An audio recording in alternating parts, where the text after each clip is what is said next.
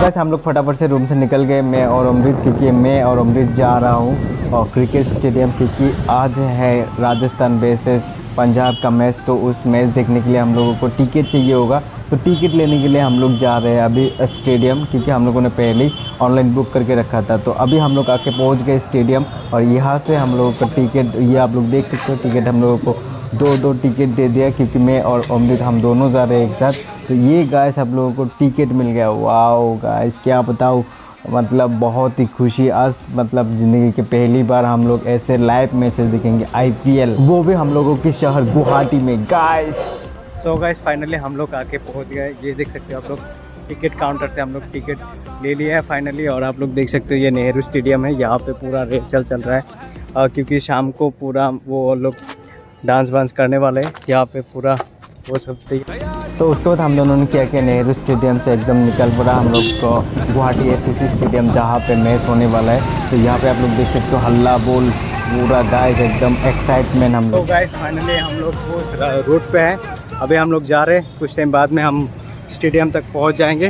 उसके बाद आप लोगों को देखने को मिलेगा राजस्थान वर्सेस पंजाब की मैच। वो हम बहुत सो आगे जाके आप लोग तो सही से दिखाते हैं। तो गाइस फाइनली हम लोग आके पहुंच गए स्टेडियम के अंदर।